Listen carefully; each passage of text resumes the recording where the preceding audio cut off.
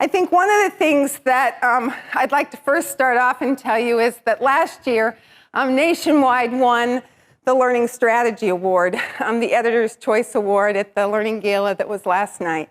We were surprised, right? Because in many ways, we felt like we had just begun our journey of developing a strategy, beginning to get it really out there with our team and be effective for us.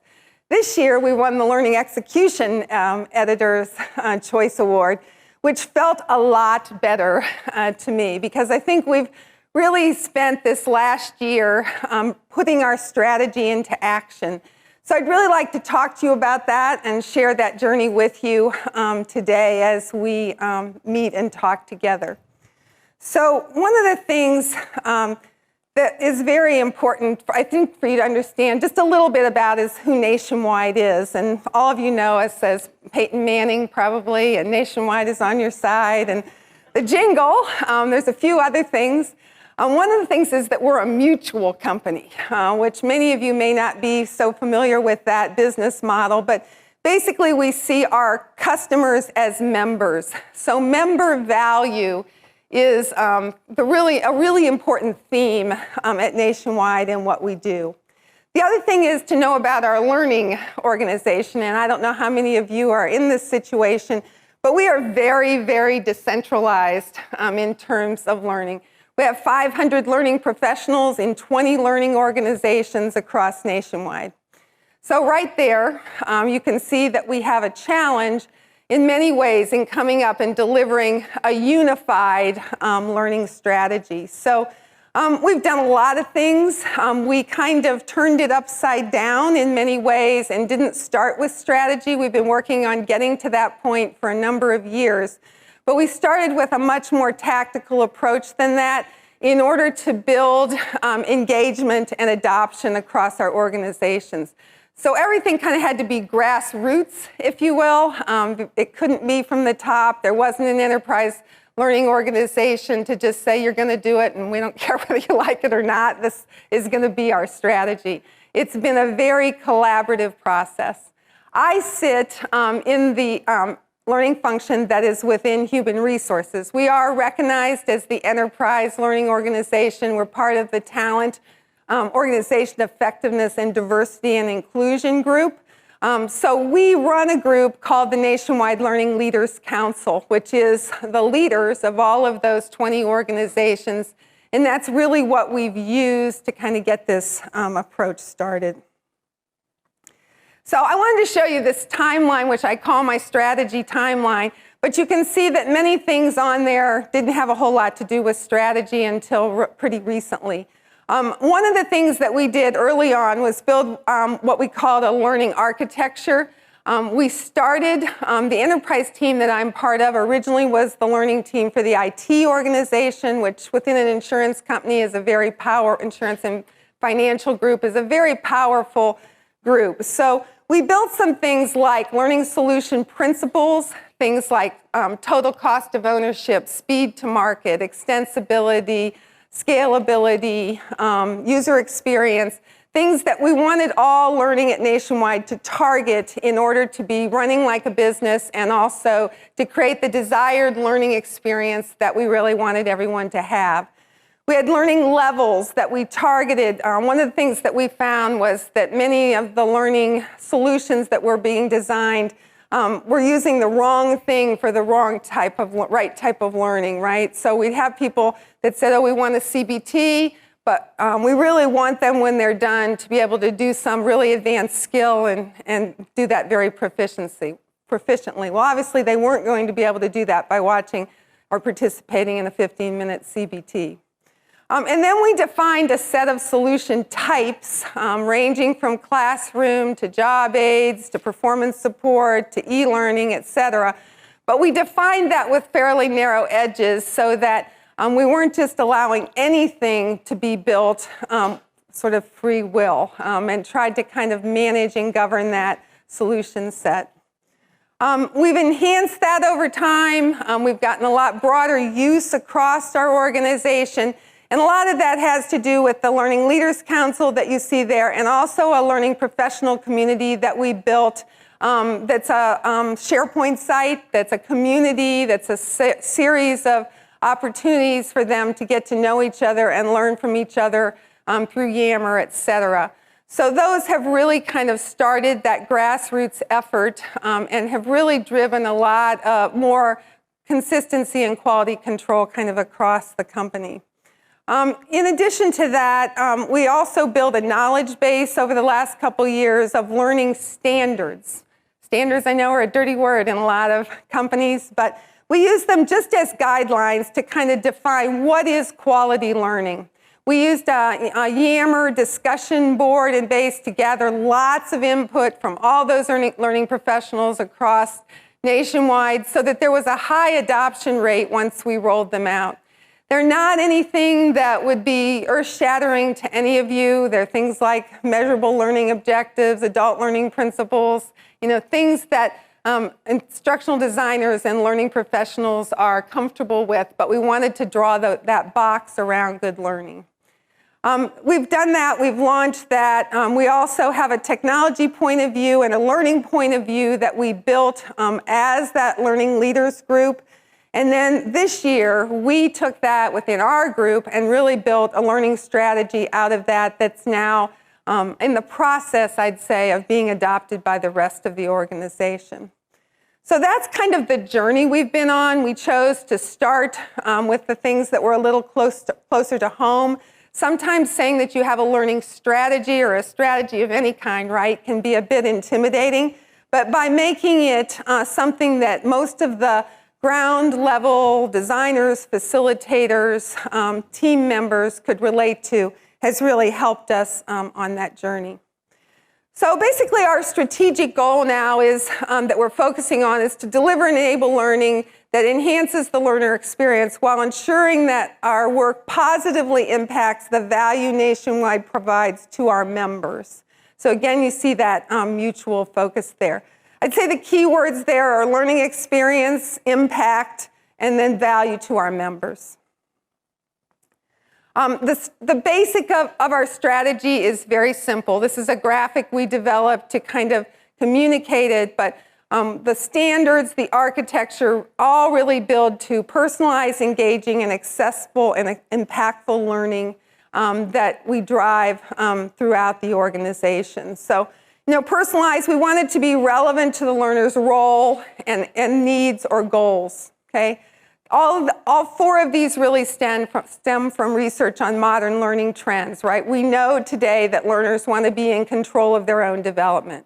We know that they're not going to pay attention to it if it's not engaging, right? If we even put the word enjoyable in there, which grated on me a little bit when I thought about learning, but interactive, enjoyable, motivating, and empowering, right? We wanted this learning, any learning that we build to be that. We're dealing with the YouTube generation right now, and so we have to make sure that they will consume it, that it won't be, shelved off and put aside and not done.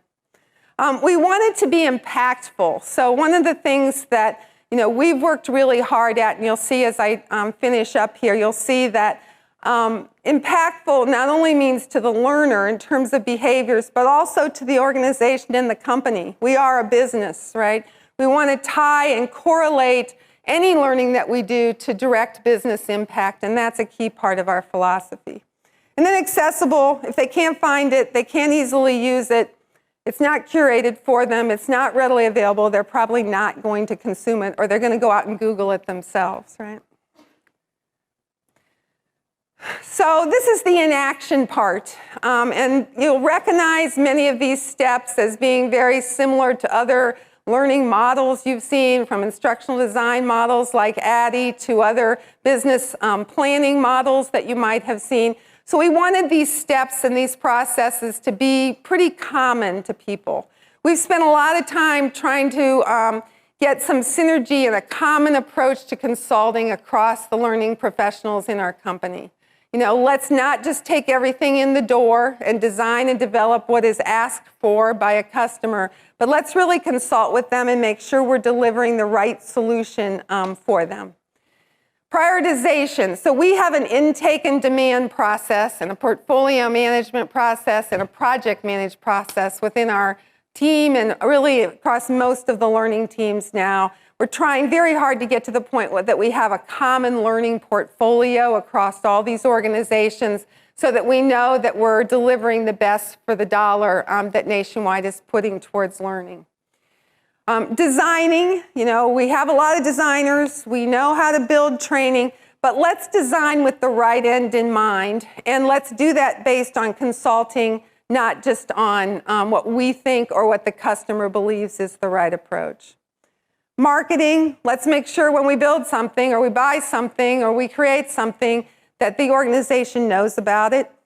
Let's deliver it. We've developed facilitator standards this year for the cases where we use face-to-face, but delivery doesn't just mean that, right? It might be a CBT, it might be a virtual class, or it might just be curated content out on a spot site that they're able to access. It might be a community through our LMS. So make sure that we use good principles of delivery. And let's enable it so it doesn't stop with that learning solution, but it extends after that learning, informal learning through supporting each other and embedded learning. We've done a lot of work preparing our leaders to be good champions of learning and to extend whatever learning it is that we have done. And then probably lastly, the one that's kind of near and dear to my heart that I spend a lot of my time doing is making sure that we can measure some of the progress that we've made. We believe that correlation to business results is the name of the game, right? I mean, we're not going to have control groups. We're not necessarily always going to be able to prove causation. But as learning professionals, if we do all those first 6 right, we are able then to hook that into correlating to some specific business results. And I'm going to show you a couple quick examples of those. So I chose today to share 2 strategic initiatives that we have, and probably not too many of you have a farm certification program, but Nationwide started very much with agriculture roots many, many years ago, and it's still a big part of our business. If you look at the first step, and I know you don't have this, we don't have 2 screens, but remember the first step was consulting. So when we first started to work with the business leaders in this scenario, we didn't know what the solution was going to be. They basically wanted to drive up the business that agencies were doing in the farm market. We had a pretty flat use and a lot of agencies that did a little business, but nobody that did a lot of business. So over time, as we prioritized and worked with them about what some of those solutions were, as we then began designing, we decided that certification of agencies at different levels, and I'll show you those levels quickly in a moment, was the way to go. So we have a learning solution, a training program designed to create 3 tiered levels of certification for agents and agencies in helping them to develop agriculture business. There's a lot of incentives. If they achieve a certain level, they get certain payouts, they get certain free advertising, they get certain free web space, things like that. So it's been a real motivation. I started to say gamification because it really is almost that. But you can see here then, over the time that we've been working on this, over the last 2 or 3 years, that we really have some good business metrics that we can correlate to. Because now, 17.8% of agents are certified, yet that group is producing 69% of all the farm premiums that Nationwide delivers. Whereas I'd say before, it was probably 70 or 80% of the agents had a little bit of farm business, but not anywhere close to the volume that they're doing now. The overall customer enthusiasm became higher for farm certified agents, and on average, the DWP growth, which is the growth in farm producing agents, more than doubled when they became farm certified, and policies in force, which is how we measure our success, what just means insurance policies that are active and being used, nearly tripled. So on average, farm-producing agents that became certified improved their year by 17.9%. And you can see across those levels, if you look at the basic, the master, and the elite, I'm not going to read each of those, but non-certified agencies really did not produce nearly as much as the certified. So one more quick example. This is another strategic initiative for us, which was Leadership Matters. We started a couple years ago with the need that many of our newly hired associates, managers, leaders were not getting engagement scores for their teams at the same levels as our current leaders were. So what was happening? Were we hiring the wrong people? Were we promoting the wrong people into leadership positions? Or was there something else? So this is an example or sort of a map of the program that we ended up creating, but I wanted to kind of flip to some of the things that we also did in the measurement space. So, we did do level 1 and 2 feedback for that. One of the things we did was collect leader of participant data. We looked and continued to look at engagement scores because that's what the consulting said from the very beginning was one of our issues. And we also looked at turnover and performance ratings. So in the end, 89% believe their direct reports participation was good or excellent investment. If you look down at some of those other metrics there, 96% believe their direct report had experienced an increase in effectiveness after completing the program. So that's what I mean by correlation, right? We can't prove or show necessarily that our strategy and our architecture and all of our efforts directly impacted that, but given that it was in the same time period, we can certainly correlate to that. Some other data there is that just reporting on the engagement scores and reporting again, Leadership Matters participants in aggregate scored 4.55 and are scoring higher than all other leader non-participants. And that's it. So I appreciate you letting me share our story with you in terms of how we have brought our strategy into action. And it's a continuing journey, right? We're continuing to pick initiatives where we feel it's a good match and beginning and continuing to drive that adoption across the entire organization.